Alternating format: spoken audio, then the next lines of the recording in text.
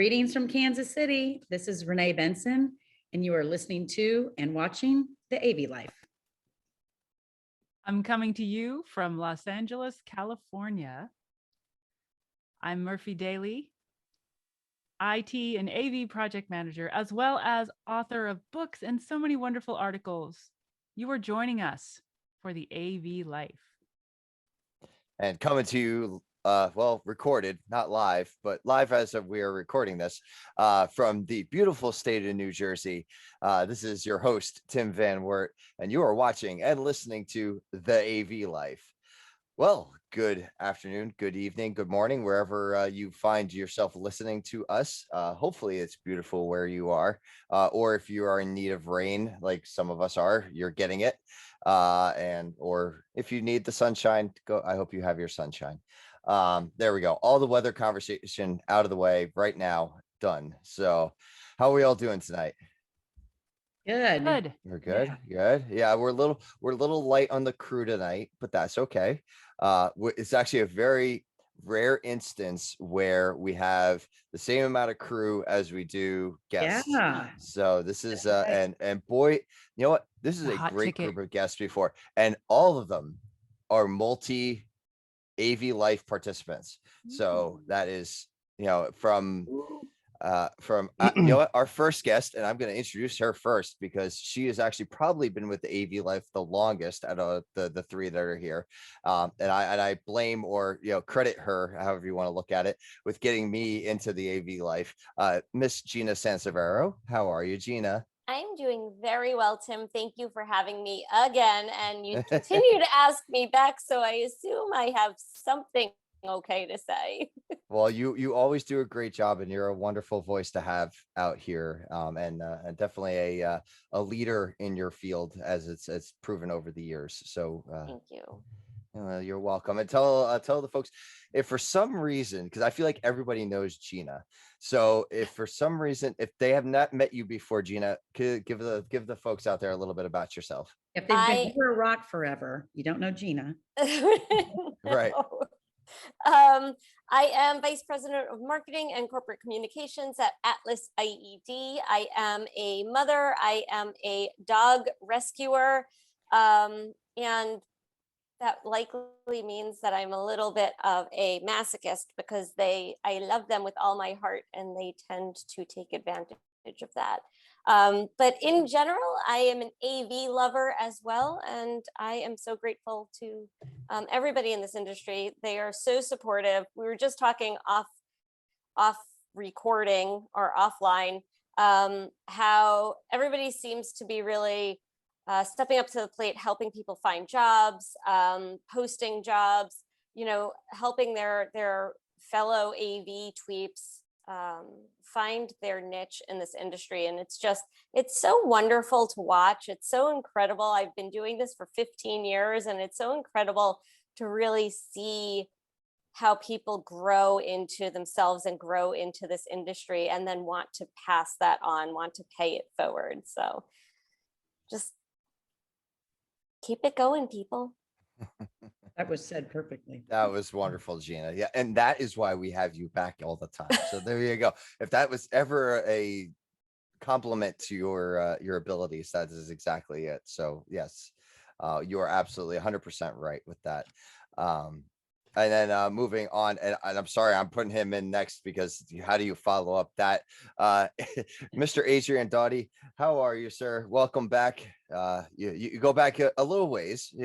Corey brought you into our crazy world. That is right. Yeah, but it's nice to be back. Always good to get an invite. Appreciate this one. Looking forward to yet another, I'm sure, to be super interesting discussion. I think I'm supposed to introduce myself. So I'm Director of North American Sales at Nareva, and we're an audio company. We're fairly new to this game. I've been there for, it'll actually be 7 years on July 1st, which is Canada Day. Don't forget, I'm from Canada. That's new fiscal year day at Rutgers. So that's about all I got about July 1st. But happy Canada Day for your 7-year anniversary. So well, like I said, yeah, Adrian's been with us for quite a few of our fun conversations over the years. So, so thank you for joining us again tonight for another one, hopefully. And last but certainly not least, repeat. I think this is now what, 3, David, or is this This 4? is the four-peat, you This is know, the four the Pete Michael over Jordan four-peat right here. 4 Pete. Yeah, and this Yeah. is like now within like 2 months you've done 4 like of our episode or something like that. Like it's Yeah. like the shortest period of time. And so so welcome back, David Pacano. And I think at this point people would know who you are, but just for the sake of argument, let's just give us a quick, because I know some people may not know the most recent info on you. So Yeah, no, that's okay. So David Pacano, I work at Sony now, so I'm on the B2B division, displays, projectors, cameras, all that stuff. But you know, I'm a young guy in the AV world, just trying to learn from these veterans that are here on the show. So yeah, well, thank you for joining us again, and we're very happy to have you back. And yeah, so as Gina kind of led us off with, yeah, there have been a lot of talk lately. There are people that are looking, there are people that are hiring. I know even as things are starting to return to a certain level of normal, I think there is still the aftershocks, as it were, of what we've been doing. I'm sorry, I can't look at the chat. This is what happens. I look at the chat, the ADHD kicks in, and I go, wait, what? And then but we're experiencing those aftershocks. So you know, as we are recovering, there are still some organizations that are doing different things now to continue that recovery. Unfortunately, there are some who are losing their jobs still, but there are still many that are hiring.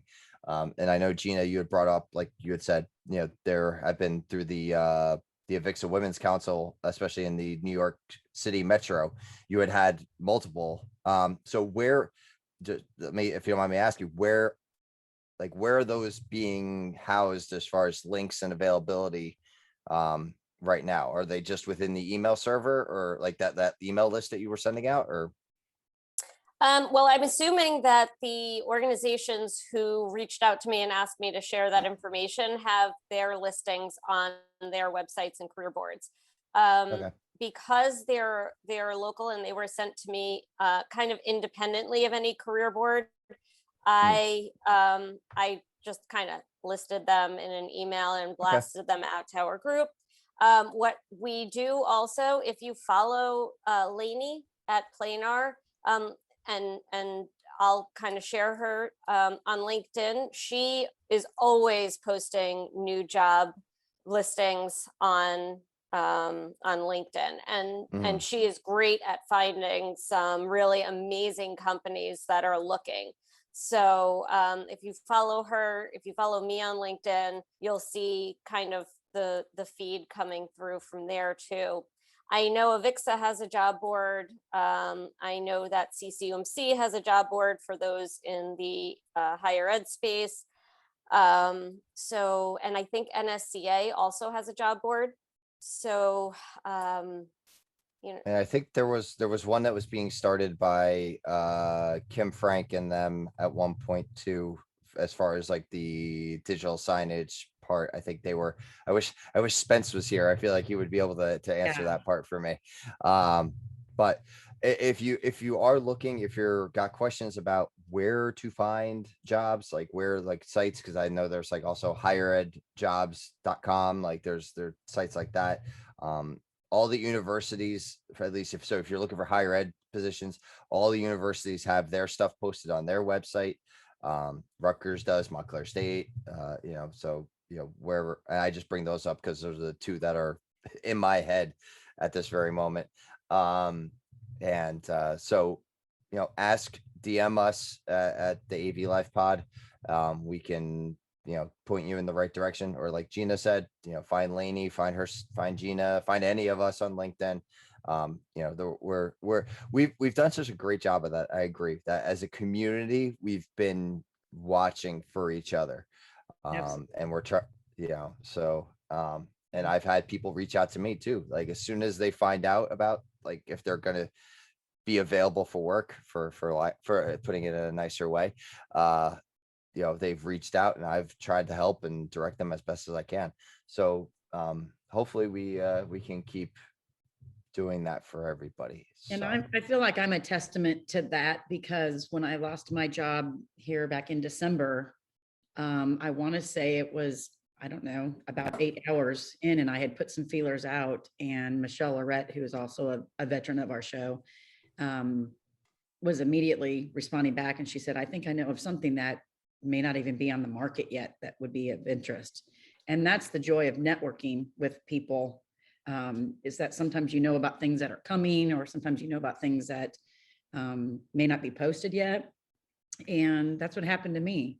And so I forever am thankful that happened, but that was all a power of networking. And that, you know, I hashtag AV family. I feel like I stole it from Tim, but I mean, that's all the power of that working. So like Tim said, I think if anybody is listening that is in that boat, because we're still seeing a lot of people moving. It's amazing to me how many people in our industry are moving around. You know, it used to be you stayed somewhere for 30 years or 20 years if you could. And now there's a little more shift, and some businesses are coming back and there's availability, and some businesses are not. And so, but I think there's enough out there if we spread the word that we can Mhm. take care of our AV family. It's not specific to AV, but the report is that there's a 2% less drop in, I forget the exact word for it, but fewer people are available for work. So the work that is there doesn't have enough bodies to fill it. And we're not talking, I mean, there are the you know, entry level, less skilled jobs, but the people who've been around are being worth a little bit more. So if you're feeling sad and looking, pep up. Yeah. Time is coming, my friends. Yeah. It's just about here. And negotiate. mhm. For real. Yeah. Especially my lady friends. Do not just say yes. Ask for it. Yeah. Know your worth, and that's, Mhm. you're worth every penny that you could possibly get. So Yeah. yeah. I love So, that. all right. Well, I hope somebody heard that needed to hear that, and we can, you know, we'll get you in the right direction. And we'll keep moving on. PM minute, Murphy. I came up with like 3 different ways of saying this. Let's see. What was it? As a project, the project is handled by a group of people. It's a big old team, you know, all the stakeholders and the team who do the majority of the work. Don't forget to feed your team.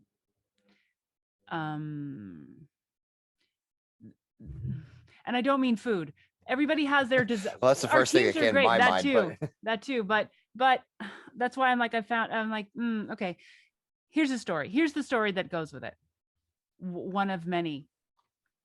So I was doing a video wall in Chicago, and Chicago, you know, is a union town. And so we had to have certain union people to do this job. Now they were AV guys that worked for the union, and they came over and we're talking shop, and the problem was stupid video equipment was, it was delayed. Okay, well, we'll ship it over really fast. Okay, well, but it won't come until 3. And they start at 7. So this was after the end of their shift. And so they would have had to stay. They don't have to stay. They don't have to. And if they stayed, they have a right to get overtime to actually do the work, which is a full shift of work. They did not have to do that. But for me to keep the project going together and keep all the subcontractors and everybody in place, I needed them to stay. So they said, you know what? We like AV because of everybody working on together. We're not those kind of union guys. They're telling me this, right? And I'm like, wonderful. I hope they mean it. So I went down to the store, and the next morning when that 3 o'clock delivery was supposed to happen, I presented them all with a bottle of tequila. Thank you for your work, guys. That's one way of feeding them. So that's to say that they did not have to. They said they would, but I fed their sense of obligation and their will to actually do the job. I respected them. I saw it. And that's one kind of extreme example. They stayed and we got it done. But everybody, oh my gosh, you guys, don't we just work crazy long hours? And respecting people and keeping them motivated and feeding their inner motivation, feeding that sense of oomph inside of themselves. Don't be rude. Don't just take it for granted. Well, of course, I mean, I know you had another job, but this one's really big, and it's just, sorry, it's 12-hour days over the weekend till it's done. Don't take advantage of that. Feed them, appreciate, gratitude, all of that good stuff. I wish I had I was trying to find a really pithy little comment because I like that, but keep them fed. Feed that little No, I engine. There get- you go. Feed the engine. Feed the engine. I think I can. I think I can. And yeah, and aren't they? I love my team. They're so good. I love those guys.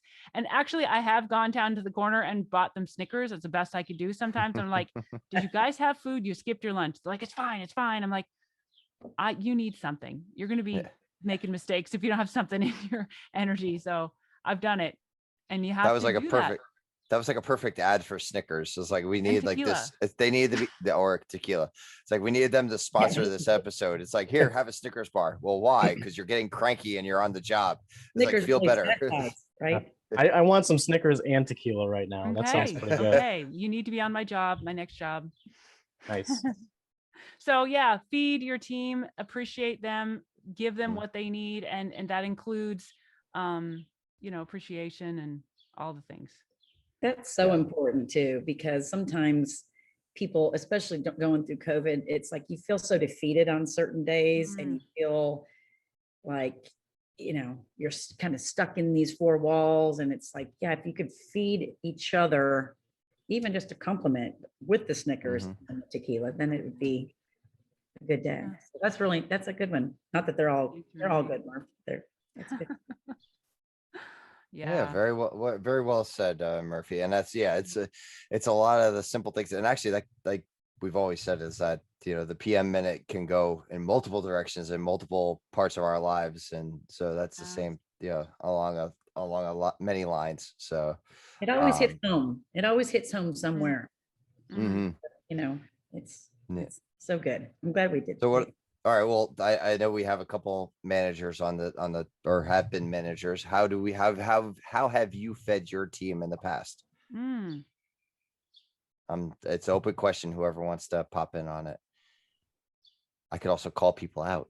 Well, I'll go, and I don't think I ahead. was manager, but I had actually David worked on a team with me, and I was kind of the outside rep, and I had some inside support folks on the inside, the people that enter the orders, the people that do the customer service, the people that do the inside sales. And, in a normal world, it was kind of like silly stuff I would do. Like I would send a care package from Kansas City with like barbecue sauce, and our team was Team Chiefs. So like a Chiefs Yep. koozie or a team shot glass, or Yep. maybe. I used that tonight, actually, the Chief shot glass. So Oh, did you? thank Okay, you. good. Yeah. But like just something, a little something, like I don't get paid to give these gifts, but it was, Tim, why? Why? I just had to throw that out there. I'm You sorry. did. Okay, it's going on. It's going on. It's going on. But little things like that, just, even though it was not something I got compensated for, but I wanted them to know, even those silly little trinkety things, it was something of appreciation. At one point they'd made us come up with team names. I'm like, oh yeah, we got to be Team Chiefs. Sorry about your bad luck. Yeah. And so whether you're fans or not, in Chicago, all my people got Chiefs stuff, and it was kind of silly, but it was kind of fun too. And Mhm. when I could, I would do something like that. That was, and I wasn't a manager, but I fed them with goofy gifts. Well, yeah, Yeah, they're and part of your. Sorry, yeah, they're part of your team though. They're the ones to Right. support you and keep Yeah. you going there. Yeah. Yeah, it would've was so small, but like, it's nice sometimes to be like, thank you. Like I appreciate that too. And like, it was me and we had another person on our team who was like an inside support person. And we would talk about that. We'd be like, man, Renee got us shot glasses. That's really cool. And, like other reps didn't do that. And that just not just differentiates you, but it shows, sometimes you work with people every day, but you kind of, like Murphy was saying, like, not take it for granted, but you just get so used to working with them because it's their job. But the other side of it is that, if they do a really good job, right, you should respect that, reward it, Mm. and all that kind of stuff too. And I actually, it's funny because like, I'm trying to pay it forward at this job, right? I'm a field rep now, and I have a sales support engineer. And what I'm trying to do is we have a weekly call, but once a month we're going to meet in person, which we just did this month for the first time. And then we just buy drinks or dinner, just not to, like not as a thank you, but also like just to get to know people on that personal level, right? Sometimes when you work with people on a project, like project managers, solution engineers, you forget to thank them because that's their job to do it every day. But, as a salesperson, you really need that person to do their job in order to be successful at your job, you know? So, Well, and look and- at, like David and I haven't worked together now for quite some time, since last summer, fall, but Yeah. probably not a whole week goes by where we don't communicate at some point, whether it's a goofy text or, hey, Renee, I'm coming through Kansas City, let's go get some barbecue, something like, so it built a relationship that we'll have for, forever, AV family kind of thing, so. Mhm. You look I at, have at that- what I feel happened like I over the have last, that. sorry. Yeah, go ahead, Adrian. You look at what happened over the last year, right? I mean, at Nareva, we have people that we've hired, like 20 of them, who've never met anybody in person, ever, Yeah, right? So there's that intentionality around building that understanding. I like the way you put it, Renee, of understanding the human, right? Because those human Mm. connections, you want to talk about taking stuff for granted, how easy it is to make a friend in the office and how hard it is to do it like this. So Mhm. if you're not intentionally looking at that and building that into your everyday and making Well- sure you're taking those steps, you'll mess it up. And don't forget, build it, but don't break it, because that break is a very deep break. Mhm.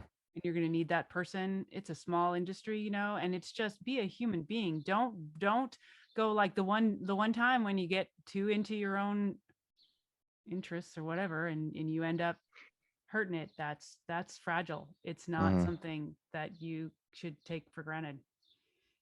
Yeah.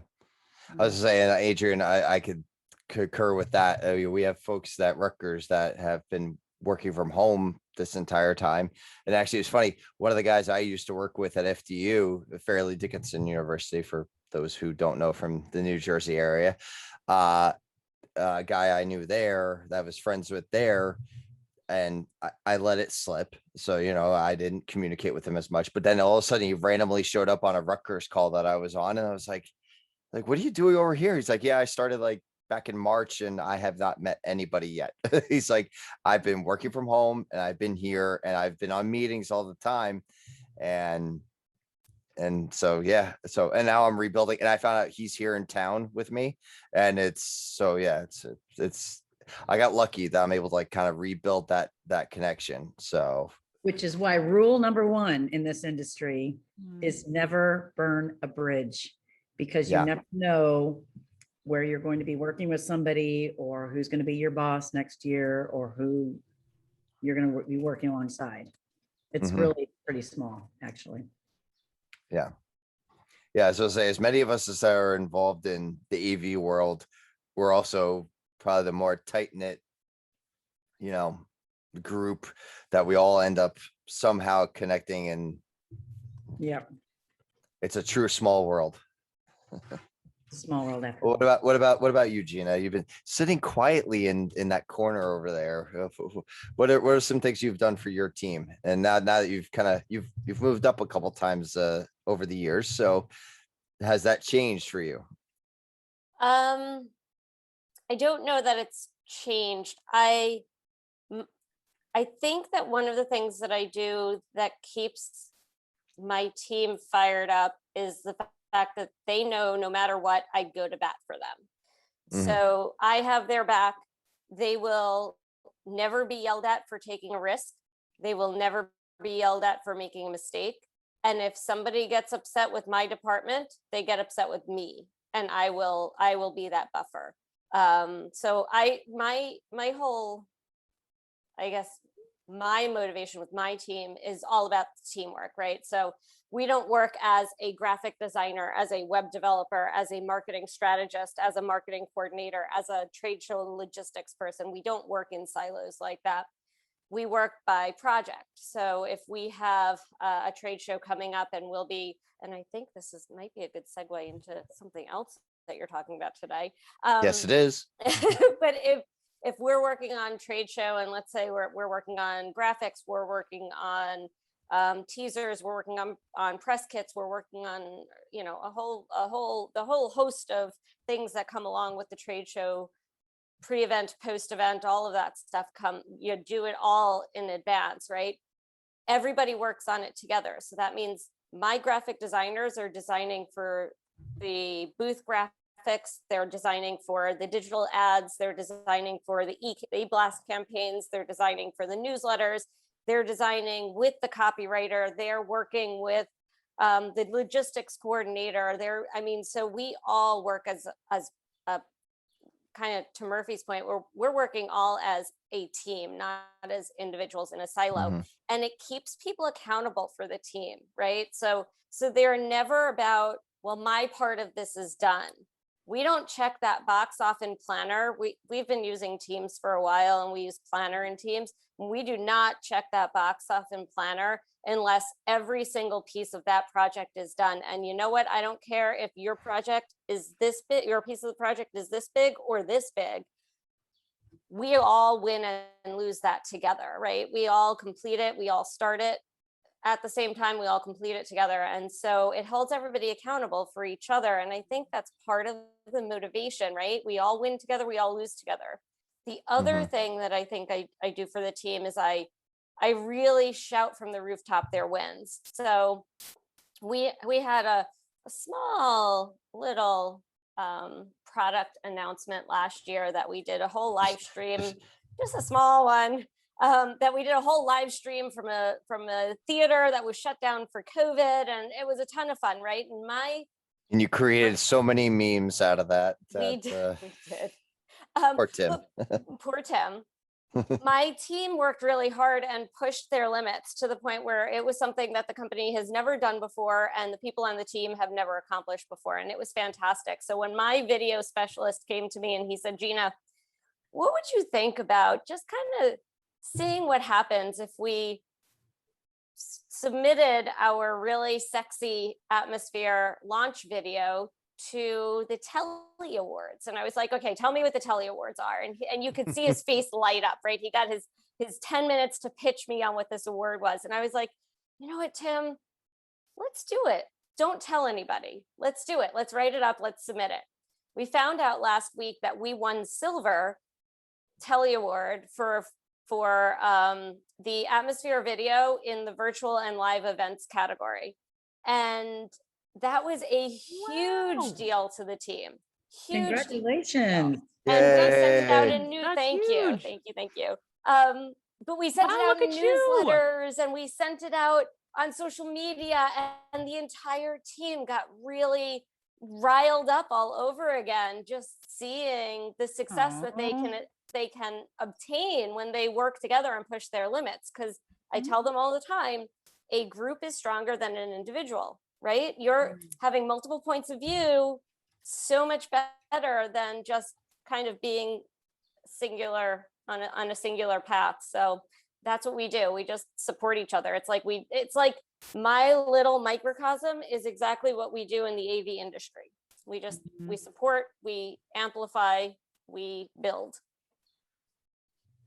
That's You know, it's awesome. funny, and not that I want to knock anybody else's products out there, but because of that release, Gina, like Atmosphere is like the one product like I know that comes from Atlas. Like I know you guys do other things. I know you do speakers and other things like that, but I know Atmosphere is Atlas. Like, and it was because of that product launch. Like I was there, I watched it, I signed up, I did it. Like, you know, I was sucked into that whole thing, and I mean, and it's not because you're my friend, but it was because like there was all that build up with it. So yeah, your crew has something to definitely be proud of with that. So Thank you. I will let them know. I will tell them to listen. Oh, there wait, you go. Yeah, they got do we need to announce this? Do we need to like put it as part of our hashtags or something? hashtag I Telly don't know, just Awards. our Twitter thing. Like, turns out she's a silver award winning Yeah. goddess of her field. I like that I'm a goddess. Yeah. No holding. Yeah, no holding. Hashtag no holding back. So yeah, so you alluded to during that your whole part there, you are prepping for live events. Was that what I'm so We as are. yeah, okay. So as folks may know, this month is for June is the return of to live events and conferences and trainings and things like that here on higheredav.com. Where you can find all of our information for this podcast and some wonderful articles. I'm going to put a plug in for that right now. So we are having that conversation. Last week we kind of had it among ourselves, and we brought in David and a couple other folks to talk about it. This week we wanted to bring in people that represented manufacturers, and so that's why we have Adrian, David, Gina, Renee. You can definitely spread your knowledge as well. And so now that we're getting back into live events, and I'll open this up to anybody. Are you as manufacturers ready for this, or are you still?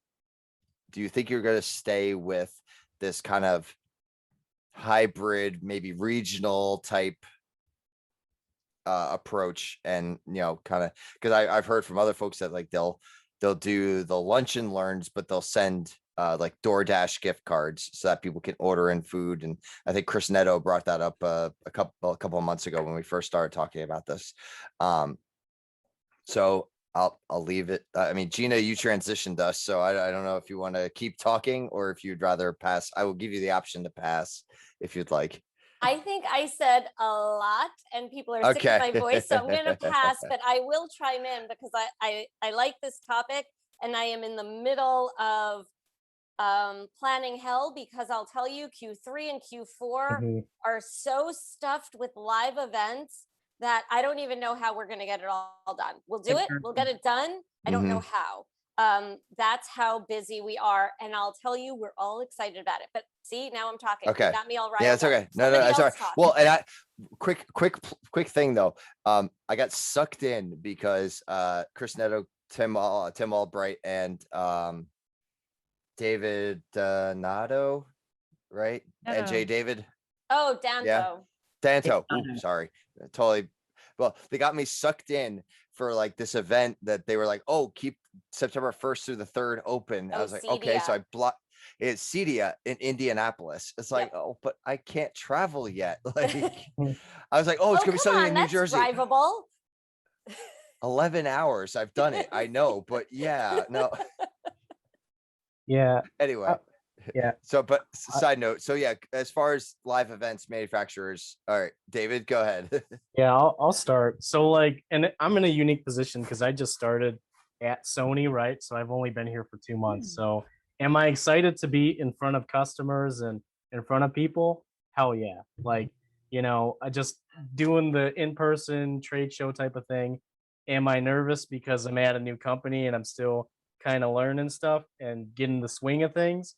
Yes. And then also I'm just nervous because like, right, I've transitioned into a new job, but we're transitioning out of the pandemic, and there's still kind of a weird layover, like I've done a lot of driving, throughout the pandemic, but I was on the phone with someone and we were talking, and she's planning a flight that she's doing next week, and she's like, I haven't been on a flight in 2 years.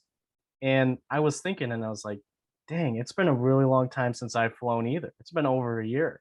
So then I was starting to think of like, oh shoot, like what is it even like flying anymore? Like my only flying experience has been listening to Renee talk about like her previous trips and stuff. But I've done like a lot of cross country road trips and driving the customers too. But I'm excited because, you know, it's just another part of what I do as a manufacturer, like, you know, just meeting people in person, and it kind of feels like things are slowly getting back to normal with that too. I'm still a little nervous, like, because, you know, there's a lot of events that are starting to happen that are like a hybrid in person, and then there's a virtual event portion of it. So, you know, I'm a regional rep, right? So as a regional rep, the question that you kind of have to deal with is, you know, how many people are they going to bring to the physical show versus how many people are going to do the virtual event, and then, like, you know, where it's going to be. So, you know, I'm kind of interested in how that's going to shape out. Like Infocom, right? Everybody's going to want to go. Where's our budget going to be at? How many people can they bring? How many people are going to be virtual? You know, it's kind of a tough dance that the manufacturers are doing, because our budgets are kind of, you know, in flux with just kind of what's going on in the industry. David, Yeah. do you think well, before you go, Adrian, David, do you think the return of investment is there? It depends on the show, to be I know honest. this is coming from a Yeah, young, I yeah. know this is coming from a young guy, but Well, I want to I want to get your feeling, and then I'm Yeah. basically I'm going to ask the same question of all three Yeah. of you. So yeah, and I've been to quite a few, even though I'm young, but like in different locations, and like it really depends on the show, right? And the Mhm. hard thing as a manufacturer is that you not only have to judge the ROI of that show, but you have to compare it to the ROI of a show in another region, right? So sometimes Mhm. it's like, well, you'll get a big ROI in the I'm in the Midwest, so in the Midwest, the biggest challenge is, well, you'll get a good solid ROI in Chicago, but the bigger markets in California, and this could be a much bigger show and bring more ROI. So those are the conversations that, like, I have with management, and that's where the challenge with doing stuff regionally is. For the national shows, those are always good, but the challenge is, who are you going to bring? You know what I mean? And a Mhm. lot of that is where you're located and which customers are going. The challenge in the Midwest is that, you know, with Infocom, it switches between Florida and Las Vegas. And I cover Indiana, Ohio, Michigan, Wisconsin. So sometimes it's hard to get the guys in Michigan and Ohio to come out for a year, or if they do, they only send like one guy.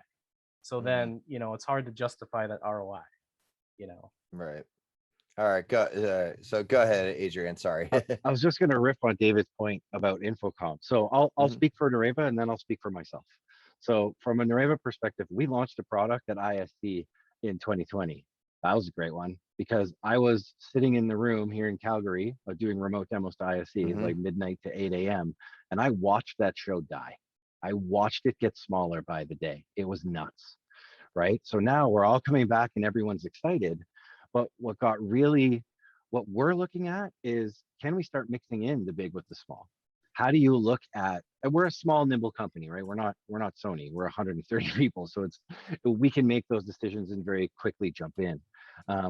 So we're actually looking to experiment. You asked a really good question. Is the investment there? Is everyone going to go back? I'll tell you from talking to other manufacturers, no, it is not. There's lots of conversation about what that looks like. And one of the things we started doing is monitoring the social channels, right? So one of the best things about AV people is they're super, super open about what they want to do and who they want to talk with. And one of the concerns I have, I'm now speaking personally about I was going to Infocom. say, had you switched? Yes, I'm switching right now. One of the Tell. concerns I have personally about Infocom is it's not going to be the valuable company presentation style. It's going to be a party. And from an investment perspective, that's not the event we want to go to. Mm. Right? It's an important party, so we're going to be Mhm. there. But are we going to be there as big as we were previously? Those discussions are ongoing. Plus, Yeah. I'm in Canada and the border's still closed. I so was it might gonna be say, I'm like, that's part of the reason I thought of you instantly. I was like, Adrian needs to be part of this conversation because he's going to bring a unique perspective, being on the International north side of the perspective. border. Yeah, the north side of the border. By So- October, it'll be open. But I mean, I'm scheduled to go to an event in August, and I literally told the company, like, I'll let you know the day before the event happens whether or not I can fly. Jesus. So yeah. So yeah, I actually, it's an interesting point, Adrian, because yeah, I think I know as a Rutgers employee, I am not going to Infocom. Yeah. that we are still, travel is not happening. Now, higher ed AV media group, maybe, We spoke last week with a Fortune 10 company who expects travel to be banned through 2022. wow. Oh, I can believe it. Yeah. So the Mhm. question is why? Because is it health?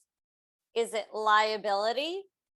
Is it Mm, finance. because they've saved so much money not putting people on planes and hotels and all of that, that they're realizing higher profits? It's all of the above. And then Yeah. some. I think so. And If this you is can that grow new, without travel, why would you travel? right? Right? Is that travel really a limiting factor? And Tim, we've had lots of conversations about the change in the higher ed business model, Mhm. right? I mean, for you guys, can you imagine spending 100 years telling everybody the on-site experience is the only way you can do this, and then graduating an entire class across the planet proving yourself wrong? Yep. You Like, that's a Oh, can, yeah. tough but spot then to you be have in. students who actually say, I want to be Oh, in yeah. class. I Oh, want to and be it's, on campus. I yeah. want that interaction. That's what Mhm. I'm paying for. And if you're not going to give me that opportunity, then I shall not pay for it. Right. Well, and Right. that's the thing. We have the argument not. from both sides is that, Yeah. yes, we have the students who are like, I'm paying for a physical education. I'm paying to be in the building. I'm paying to do this. I'm not paying to have a professor send me a recorded lecture that I need to sit through in my home by myself. And, It's that's where like, we have to measure the value, and not the value from corporate perception, but the value from the consumer's perception, right? mhm, That's that. And we talk about return on investment from should we be at Infocom? But what are you really measuring? Are you measuring sales? Are you measuring revenue generation? Are you measuring something else? Are you measuring your brand impact? Are you measuring your influence in the industry? Are you measuring, can you measure that? And is there value to that? Is there Does this- value? Does this come back to kind of the earlier PM minute about relationships and stuff? Hmm. Maybe. yeah, feeding the team, whereas the team future is customers. your customer. Yeah. I mean, yeah, that's a good Maybe. point there, Renee. Yeah. Murphy. Wow, I was looking Both at of us. Renee, and All of I'm us. sorry, Murphy. You're looking at my airplane, aren't you? Yeah, the airplanes is, yeah, that's an airplane. So no, very good point, Murphy. I mean, that's a way of definitely looking at that. I mean, go ahead. So with that, I must step away. Alas, I must leave you all. Well, Oh. thank have you an- very much, thank you so Murphy. much. Bye, Bye. Murphy. Bye, Murphy. So I was just at a meeting before I came to a community organization I belong to, and one of the gals works for the state of Missouri. And they actually went in the middle of the pandemic and cleaned their offices out, like took their boxes, took all their personal items and took everything out. The governor, I wish Erica was on this time, but the governor came in and said all the state employees are going back to the office. And I want to say it was like a 6-week test. And they're all like, we packed everything up, we left. So the funny thing is that they're going in at whatever, doing the commute, paying to park again. So it's almost like they took a pay decrease because now they're paying to park, paying for the expensive gas, going to work, and then leaving at normal time. And none of them, they've all kind of vowed together because they all want to stay at home and the governor is not saying they can yet. And they're like, at 5 o'clock, we leave. The laptop stays in my office and I'm done. Mhm. At home, it might be, oh, it's 6 p.m. We just finished dinner. I heard the email ping. I'll go back to the office and work a little bit. And so it's kind of funny to see, are they getting more out of us when we're working at home? Are you going to get less? Are you going to get an attitude from people when you make them go back into the office? And so I just think that we've changed the way that the world is working. And some Mhm. people like James isn't here to defend himself, but if he's at home, he's helping with the baby. So he may not be Yep. able to work as well from home. Somebody like me who's sitting in a house by herself. But I do think Adrian is onto something with it's going to be a party. there's so many of us that just miss each other. Like Joe Way is going to walk around InfoComm and do nothing but hug people's necks. That's just what he's going to Yep. do, right? Mhm. I mean, it's just, it is going to be a party, but also how do you afford to not attend, even if it's smaller than normal, like take an NEC, for example, this big monstrous booth at the front of the hall. Can they afford to do that this year after the year we had? Can you afford to not be there? So I Yeah. think there's going It's to be some happy medium where maybe it's not a multi-million-dollar booth. It's a smaller booth, and maybe there isn't 40 people working the booth, but there's 20. I just think there's so much unknown. And then on top of that, the people who aren't comfortable traveling yet, Mhm. or people coming from states like New Jersey who aren't allowing people to quite travel yet people in the Midwest who've been traveling for a while. It's going to be really interesting, I think, to see. But I do think being in the Midwest, David touched on this a little bit earlier, but we don't have a lot of manufacturers that come to the Midwest to do their regional shows, maybe a Minneapolis, then maybe a Chicago, maybe a Denver, maybe a Dallas, but this whole middle of the map where I'm at, a lot of times we just get left. And it's funny because even when I've had, like when I worked at NEC one year, they were like, well, we can only take so many and we're not going to take you to InfoComm. And I said, then I'll pay myself and I'll take PTO. Because in the Midwest, the only thing we get is InfoComm. They don't really even care if it's Vegas or Orlando. That's the show that we get to pick from because people don't come here unless maybe we do some small regional stuff, but still people aren't coming here. I don't know anybody coming to Kansas City or St. Louis to do their regional shows. And maybe that's coming in the future, but You think there will be more I know of those Spence- smaller regional shows, I Renee? really hope so. And I hope Mhm. they grow because even some of the ones that have been announced that are coming regionally, they're still nowhere near us. There's nowhere. Mhm. I mean, nobody's getting a car and driving 8 hours to a regional show. I'm going to get on a Right. plane for an hour and 40 minutes and I'm going to go to InfoComm if I want to do that. So it's going to be interesting to see, and there's in October, like Gina said earlier, oh my gosh. Mhm. I mean, I don't know when I'm going to see my family in October between all the shows planned in October.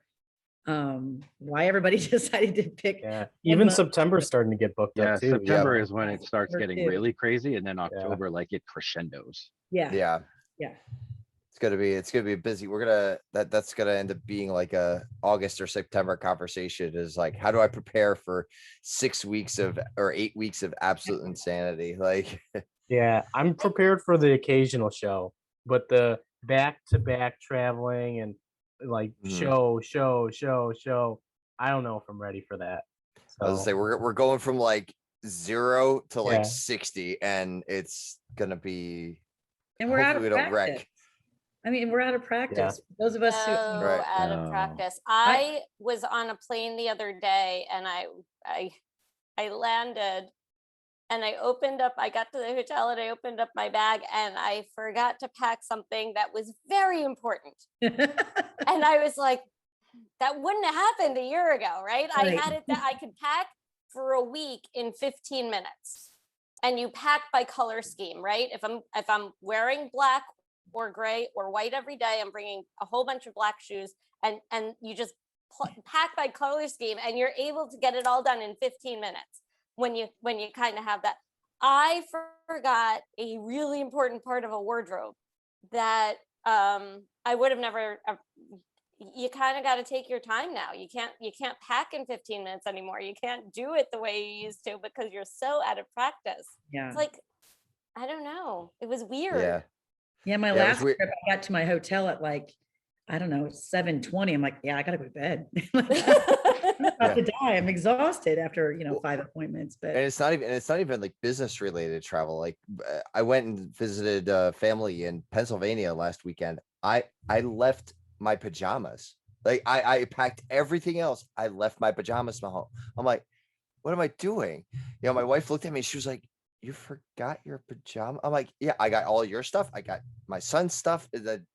My pajamas were the ones that got left behind. Wow. Again, a year and a half, 2 years ago, that wouldn't have happened.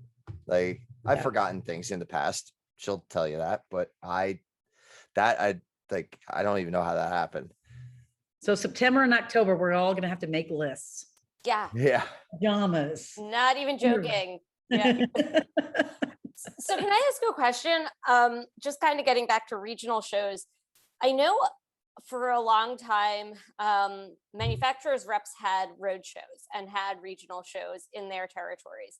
And they got away from that. Number one, because it was very expensive, right? It's very time consuming to put on, very, very cumbersome for their limited staff because manufacturers reps run real lean. I think there's an opportunity here for them to bring back the road show where you can have multiple manufacturers, speakers in a hotel banquet room or something similar and find a lot of value there.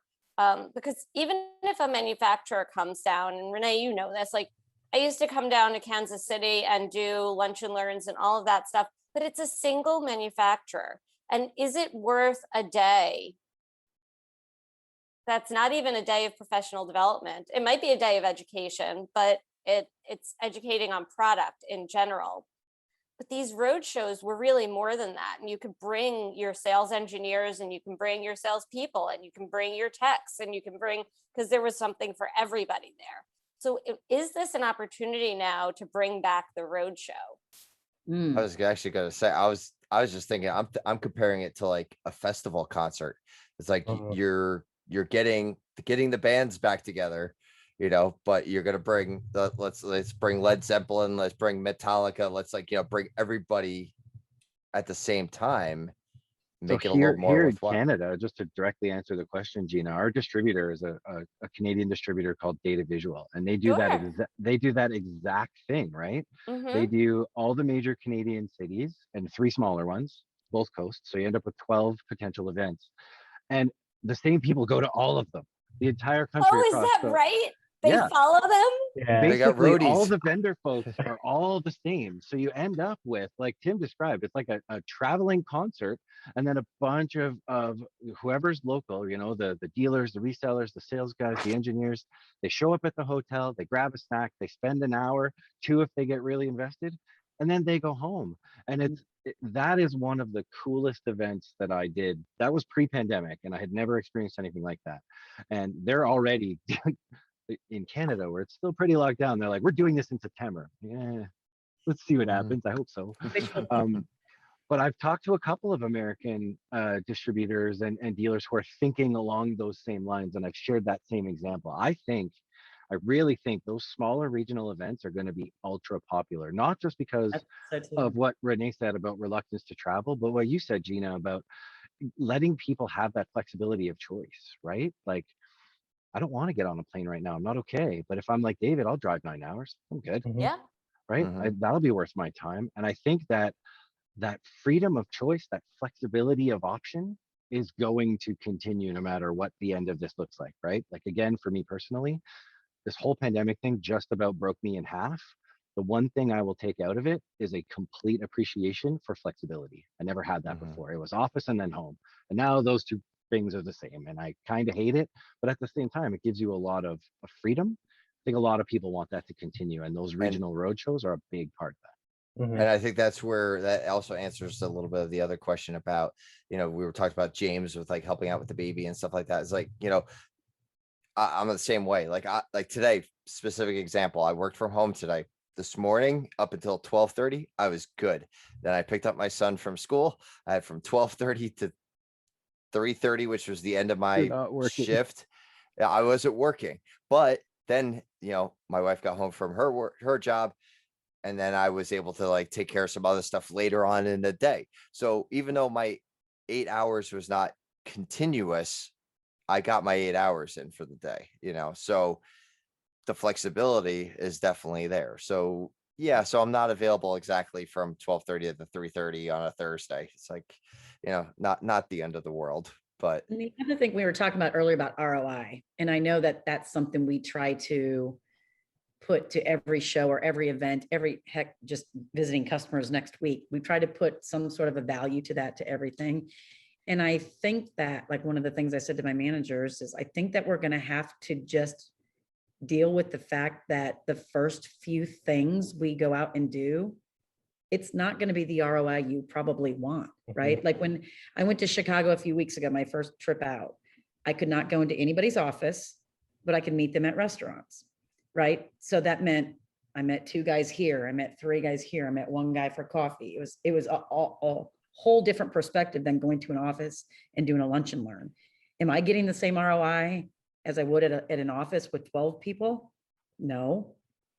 But did I need to go out and visit those people? Yeah, I did, you know? And Mhm. so I think even InfoComm, that's going to be a big piece too, that I think there's going to be a lot of manufacturers spending money and go, well, maybe we didn't get the attendance, or we didn't get the meetings, or we didn't get what we wanted. But I feel like we have to start somewhere.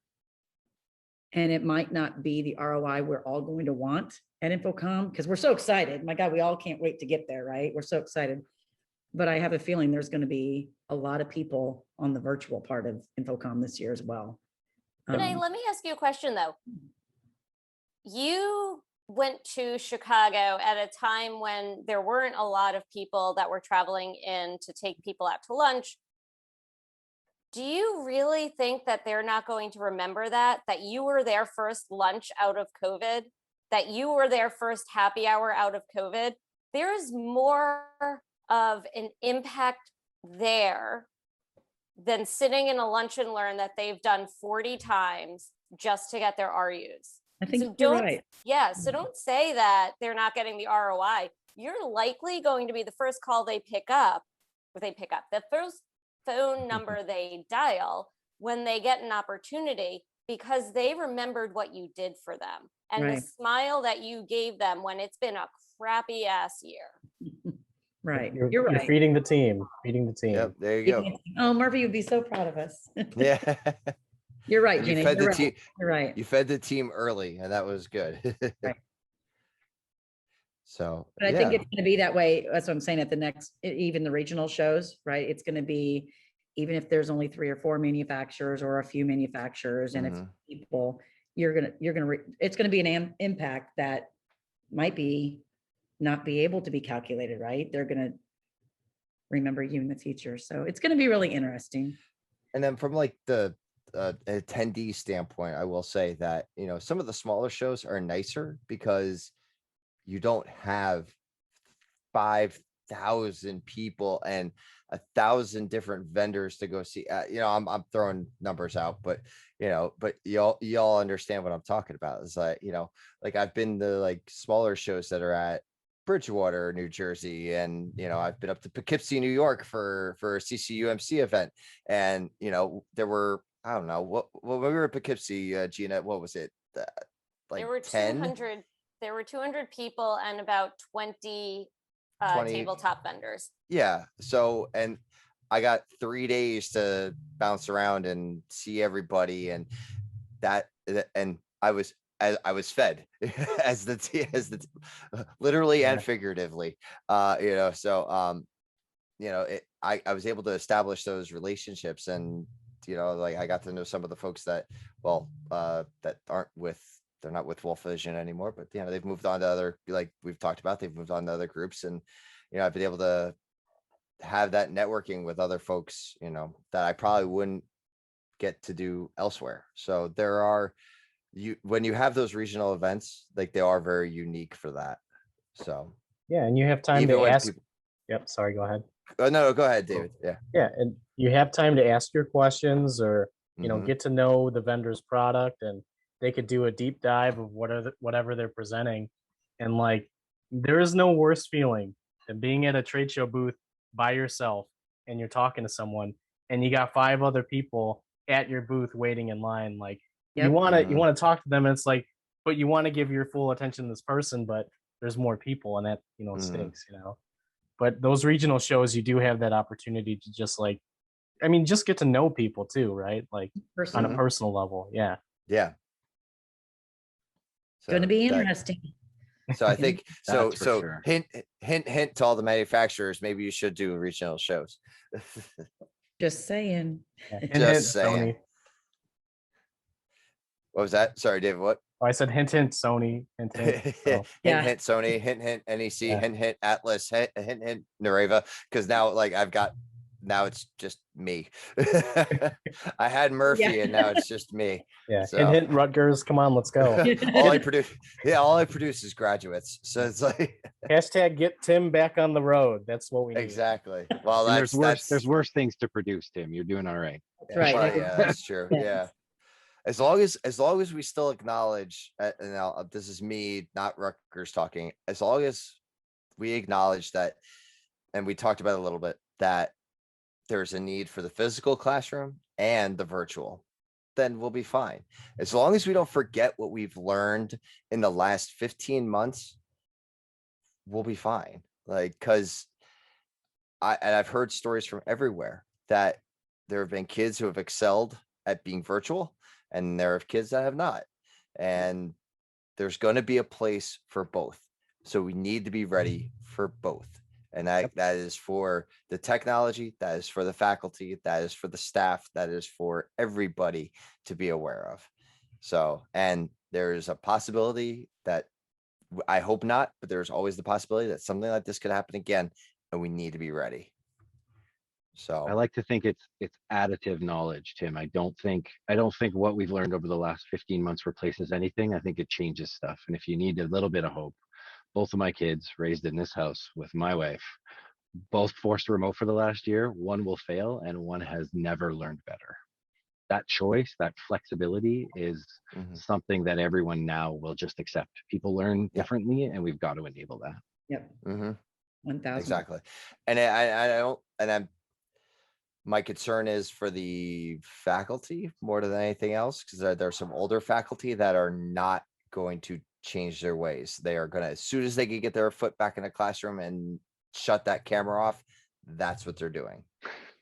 So I know that's going to happen. I don't want to believe it, but I know that's, and it may not necessarily be older faculty. So I will take back the older, but there are faculty members who will, they just want to be on the sage on the stage, as we say, it's like, they just want to be up there talking, and that's all they want. And Well, give you're being maybe realistic. they'll have a slide deck. Yeah. It's realistic. It's going to happen. So prepared one way or another. So that's my 2 cents from the end user in-house integrator standpoint. So well, so I think, so thank you. That was some great insight from all of you. That was absolutely amazing, and so much more than I'm always blown away by everybody that's on this show. So I don't know if that's just a testament to me, or if I just, you all I are was about just to really say, you're the amazing host. people. You're the one who invites us. You know what I We've mean? got So- great people, Tim. Well, Unless thank you you. invite somebody on that wears a thing on their head. Segue, firing range. oh, that's the thing. Oh, sorry. Third eye That camera. was a fly. Yeah. Fly So, by night. third eye. So yeah. So and I think we're just gonna kind of leave this as open discussion, because now that we're down to 5, we won't take sides. And Gina's just gonna switch sides anyhow midway through. So we're just gonna let her have her opinion. The problem is you always put me on the wrong side. Yeah. I don't do that. Like that has nothing to do with me. It's just how I it ends up blame you. being. You blame me. Well, I am the host, so I guess yes, you should blame me. So so anyway, so this article actually comes to us from nerdist.com. See, that's Nerdist for those who may not know, but for most of the AV world, I feel like people have seen this site before. South Korean design student Minwook Peng. I'm sorry if I mispronounced Sounded perfect. their name. Has a name for humans that is hilarious and unsettling. Phono Sapiens. And for this new iteration of humanity, the design student has announced a third eye camera that interacts with your cell phone and gives you alerts when you may walk into something, for those people who are addicted to their phones and tend not to look up from their phones while they're walking. Have we gone too far, folks? Or are we becoming enablers? I'm not going to go into too much more about this. Aside from, I think at the very end, let me put this out here real quick. Where was that? Well, the very end, I can't read it because it's Chinese. I'm trying, yeah, no, but there was like the last paragraph that was in English. Smartphones have deeply permeated into modern people's lives, which has made it difficult for us to live without them. People perceive this negatively, but the evolution to phono sapiens of mankind is undeniably a reality.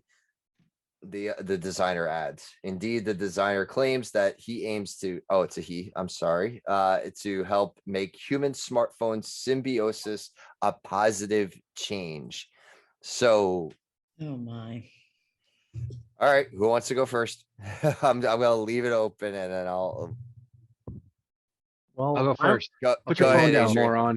Go Put ahead. your phone down. It'll be Yeah. okay. Exactly. It's like, just stop it. Go for a walk. It'll be all right, David. Yeah. Yeah. Well, I'm a millennial, so this is the audience that this is geared for. So I Hey. feel partially responsible for this behavior. Do you feel So- personally attacked by the third eye? A little bit. I don't like the design, but there was a moment where I was reading the article. I was like, yeah, that might come in handy, you know? Oh, But like, I don't know. It's just like, listen, if you're looking at your phone and crossing the street, maybe that's nature's way of saying you need to be off your phone, or we're kind of weeding out the weak type of thing. are you gonna Hot get hit by a take. bus? Yeah, are you gonna get hit by a bus? Hot take, but that's what I'm going for. Yeah, natural selection. Totally. Hashtag natural selection. I don't know. I just feel like there are so many people that have, it's almost like an addiction sometimes. Hmm. Like you can't wait. Like I was at an airport and it's like people are running into you because they're looking at their phones. It's like you're walking through a busy airport. You can't wait to get to the next gate or to your next restroom or the next restaurant or where you're going to look at whatever you're looking at. And if not, pull over to the side or whatever. And go, okay, I got to go to this gate. Okay. And look, I just think it's rude. I think it's rude. And I think it's like, I have to look out for you because you're busy on your phone. Hmm. That's rude, I think. For God's sake, what is happening on that damn phone in the next 30 seconds? That is so important. Well, I'm And I watching. think I'm watching a live feed of the AV life. That's what's going on. So Well, I should do that one night. I should do a live, just do YouTube live out and see how let everyone see what's happening in real time. But anyway, side thing, but make sure you get one of these devices and put it on your head. But here's the other thing. You know, when we were growing up and they had the big old microwaves, not you, David, but don't stand too close to the microwave or don't, now you've got a device on your head. Like what kind of radio frequency is going directly into your skull to help direct this thing? Hmm. Was there some truth in that microwave thing? I always thought it was because my grandmother just didn't want us standing in front of it. You know what? My grandpa told me the story and I just believed it. That's just what we did. Right? Yeah. And so, but the microwaves were just ginormous things. And when you warm something up, you went to the other room. Well, now you're putting these things on your head and it's bad enough that we spend enough time on the devices anyway. Right. But now you're putting it on your, I don't know. I'm old and I'm just, And if my kid or grandkid comes walking into my house with one of these devices on their head, I am putting it in the fireplace. So that's my thoughts. well, I think Mythbusters actually busted the microwave thing. I feel like that was already tackled and it's not. Yeah, you can't, like, you would like literally have to like put your head in the microwave, which I don't think you physically can do because like it doesn't fire up, but whatever. So don't Okay. worry. I think even with the old like giant wood paneled looking ones, like I think you're still okay. Okay, So- I don't know. I think this is just crazy. That's just Yeah, me. I agree. I agree though. Yeah. I still don't like to stare into the microwave. So it's like, I know it's fine, but I still don't do that. So, all right, Gina, what do you think? What do you think of the third eye? Are you I actually feel like contemplating? I feel like I want to give this guy a high five because he saw a need and he saw a challenge and he's like, I know what a solution could be. Instead of changing behavior, he decided that he was just going to use technology to enhance like safety.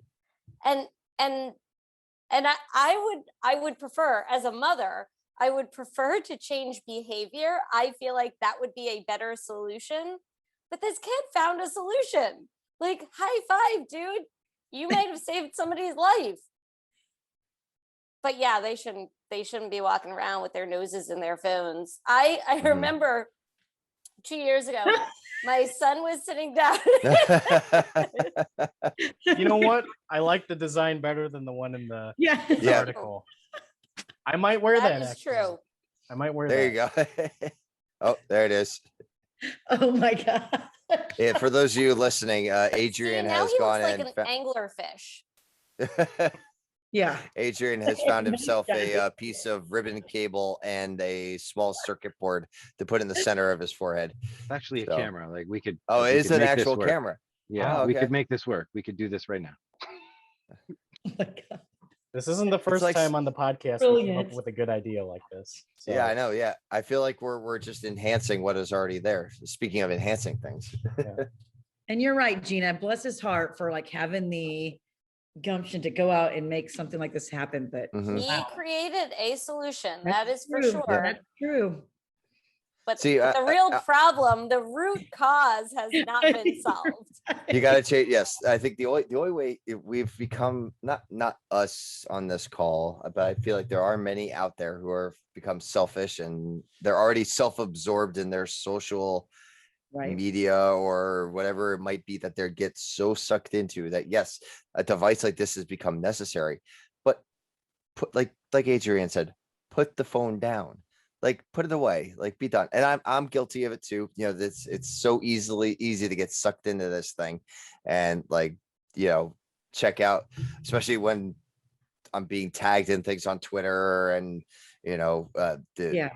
you know, like Sunday mornings with AV in the AM, you know, it's like, oh, I heard that on the AV Life. It's like, oh, geez, that's like I'm trying to respond to the lead. So, Shut off your notifications.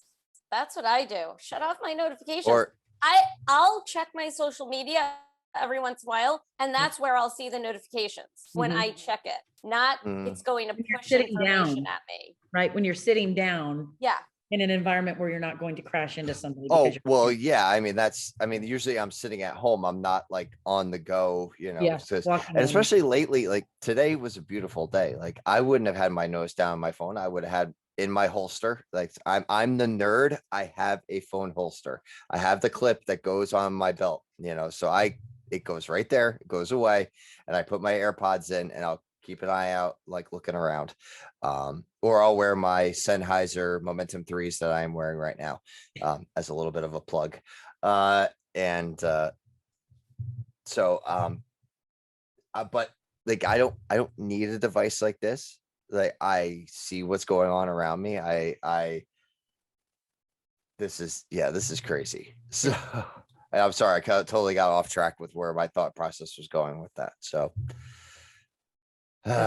Technology can plan. reinforce bad habits just as well as it could create new ones. Absolutely. Yeah. I just got a car with exactly. cameras in it.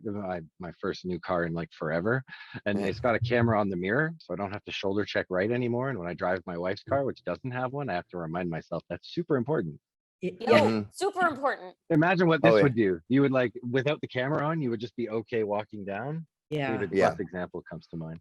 Or Mhm. kids that get in new cars nowadays and then go get into an older one and try to back up and they're like, what do I do? Because How they do don't I have see the it? camera to look at. It's like, I'm thankful that I lived in the age before like all the Bluetooth and like just right at the cusp of it, where like all the Bluetooth and the technology. Because I still remember a time when you couldn't use the phone and the computer at the same time. And Oh, you remember dial up. Oh, that remember makes me feel dial-up.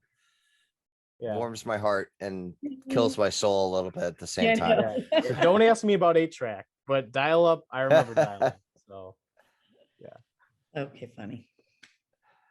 Yeah. So, oh, geez. Wow. Oh, The I'm having problem that is noise. now you hear it in your head. I hear it in my head. I hear the Yeah, dial-up exactly noise in what my head. happened to me. That's what you did. Uh, Or like the busy signal, like when AOL was really big and you were trying to get Oh, on, yeah. like, and you have like a list of like 12 different phone numbers and you were going through. It's like, nope, busy. Come on, I need to message Lordy. somebody. Like, Oh, oh, my Lordy. dad almost killed me one year. I accidentally like picked the wrong phone number for like an entire month, and I rang up a $300 phone bill that month. And this is going back to like 1998. So this is like, would have probably been like $500 or $600 now, like as far as phone bills are concerned. But That's funny. yeah, it was bad. Like it was like so I was living in Morristown and I was dialing into a Newark number, like Newark, New Jersey, like where the airport is. And that apparently was considered a long distance phone call. really? So That's not even yeah, that far though, it's like, not even, it's a half wow. hour, but it's, yeah. Distance. Yep. Holy cow.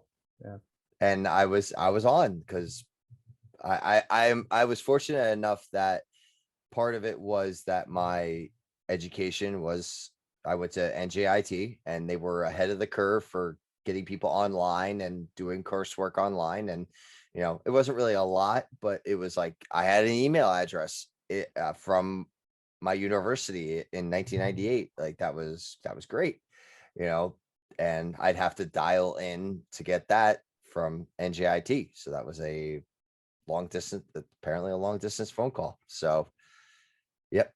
Wow. Crazy. So yeah, I just aged myself a little bit there. So, but I yeah. remember one of the things that when I was going to college, one of the things that they did during orientation was they brought us to the nice dorms, right? The freshmen got put in Yep. the crappy dorms, but they brought you to the nice dorms and they were like, and you have a T3 connection in here. And I was like, I have no idea what that means, but it sounds so cool. That's so And funny. evidently back then, a T3 connection was like one of the fastest, best connections that you Mhm. could have had.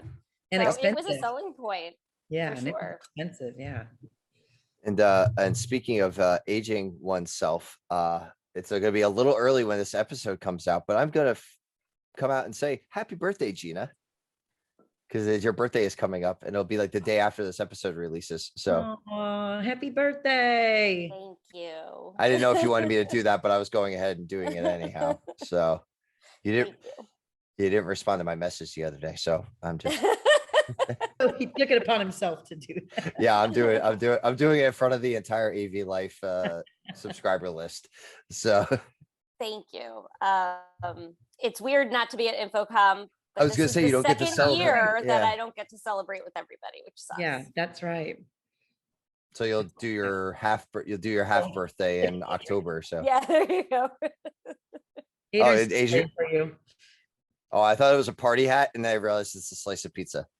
Or is It's it- called Pizza Hat, so it's both. It counts. Happy Oh, birthday. it could be both. Both. Nice. Cheers. All right. Well, thank you so very much to everybody for joining us tonight. This was, I think, very insightful, and I hope many manufacturers listen to this, and many end users as well, and fight for what you want. Like, there you go. I think that's something that if we need regional, talk to your reps about it. Let's that's what is going to work for you and right now, and because like I said, I'm not traveling for Rutgers, so they're not letting me go anywhere for a year. So, but thank you, Adrian. Thank you for joining us. And again, just quick, where can people find you? And Yeah, so probably the best one is Nareva's corporate Twitter at Nareva Inc. Mine is in the screenshot. You'll find me. I'm everywhere. yeah. So yeah, and if you're not seeing it, that means you need to go to the YouTube video and watch it. I'm not even going to tell you what it is. You have to go to the YouTube video to watch it. So, David, thank you very much for joining us yet again. I guess Yes. you're not getting sick of us. So I don't know. We'll have to maybe we'll consider keeping you a little longer. We'll see.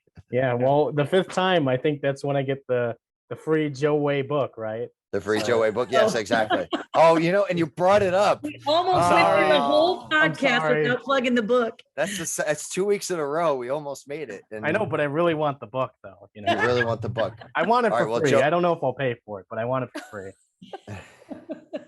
Joe Way. I'm just send kidding. David a Yeah. book.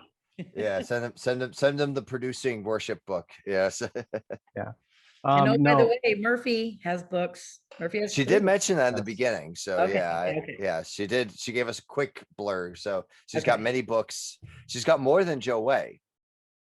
oh yeah, So, that's true. Yeah. We've never talked about that. She has more books than Joe Way does. Yeah. So Well, that's a whole nother episode in itself. But anyway, she should get her doctorate. She should get her doctorate next. And then, she's gonna give him a run for his money. uh-huh. Nice. Yep. So Well, sorry, go ahead, David. Oh no, you're good. David Pequeño. I am now on Twitter at Pequeño AV. Slowly but surely getting better every day on Twitter. I do use LinkedIn quite a bit, so David Pequeño. And then if you want Sony products, displays, projectors, cameras, all that stuff, david.pequeño@sony.com. So There you go. And Gina, as always, a pleasure. Thank you for joining us tonight. You just caught me trying to find Pequeño AV on Twitter so that I could follow him. yes. Well, look thank at that. you. You're gaining another follower right there in real time.